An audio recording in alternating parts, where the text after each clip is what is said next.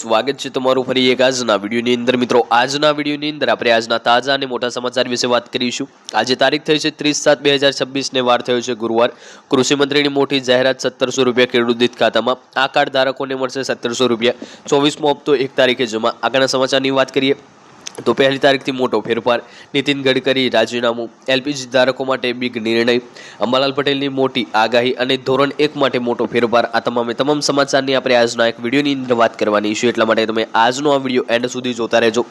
આજનો આ વિડીયો તમને પસંદ આવે તો વિડીયોને એક લાઇક કરી દેજો। તમે આપણી આ ચેનલ ઉપર નવા આવ્યા હોય તો ચેનલને પણ સબસ્ક્રાઇબ કરી લેજો અને કમેન્ટ બોક્સમાં ખાસ જણાવજો કે તમે આપણો આજનો આ વિડીયો કયા ગામમાંથી અને કયા જિલ્લામાંથી જોઈ રહ્યા છો, જેથી કરીને આપણને પણ ખબર પડે કે આપણો આજનો આ વિડીયો આ ગામ આ જિલ્લા સુધી પહોંચી રહ્યો છે। તો વિડીયોની શરૂઆત કરી લઈશું આજના પ્રથમ સમાચારથી। સૌપ્રથમ સમાચારની વાત કરીએ તો પહેલી તારીખથી મોટો ફેરફાર, 1 ઓગસ્ટથી આવી રહ્યું છે CKYC 2.0।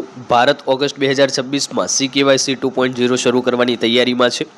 આરબીઆઈ, એસબીઆઈ અને જે છે RIDAI દ્વારા સંયુક્ત રીતે શરૂ થનારી આ અપગ્રેડ સિસ્ટમમાં એકવાર કેવાયસી કરાવ્યા બાદ બેંક, મ્યુચ્યુઅલ ફંડ અને વીમા માટે વારંવાર દસ્તાવેજો આપવાની જરૂર નહીં રહે। ગ્રાહકોની સંમતિ અને OTP દ્વારા ડેટા સુરક્ષિત રીતે એક્સેસ કરવામાં આવશે। નવી સિસ્ટમ જે છે ડુપ્લિકેટ એન્ટ્રી અને જૂની માહિતીને સમસ્યા દૂર કરી પ્રક્રિયા ઝડપી બનાવવામાં આવશે। વાત કરીએ હવે આગળના સમાચારની તો નીતિન ગડકરી રાજીનામું। હવે આ મંત્રીના રાજીનામા માટે સાંસદ માર્ચનું આંદોલન E20 જનતા પાર્ટીએ ઇથેનોલની નીતિના વિરોધમાં 4 ઓગસ્ટે સંસદ માર્ચની જાહેરાત કરી છે। પાર્ટી કેન્દ્રીય પરિવહન મંત્રી નીતિન ગડકરીના રાજીનામાની માંગ કરી રહી છે। આ પ્રદર્શનને દેશભરના ટ્રાન્સપોર્ટનું સમર્થન પ્રાપ્ત થયું છે। પાર્ટીનું કહેવું છે કે વાહન ચાલકોને E0, E10 અને E20 માંથી બર્તન પસંદ કરવાનો અધિકાર હોવો જોઈએ, પરંતુ સરકારની બળજબરીથી E20 નીતિ થોપી રહી છે, જે જનતા માટે નુકસાનકારક છે। વાત કરીએ હવે આગળના સમાચારની તો એલપીજી ધારકો માટે અહીંયા બિગ ન્યૂઝ આવ્યા છે।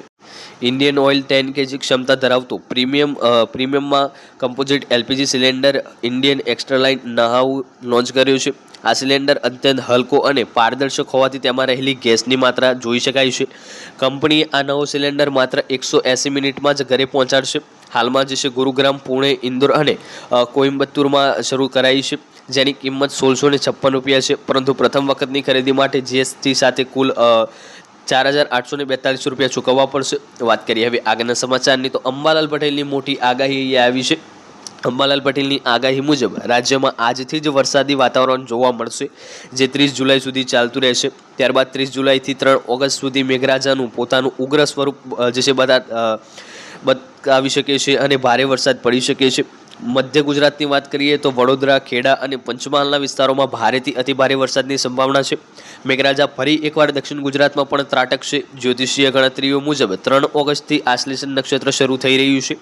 જો આ નક્ષત્રમાં વરસાદ પડે છે તો તે પણ ભારે વરસાદ ચાલુ રહી શકે છે।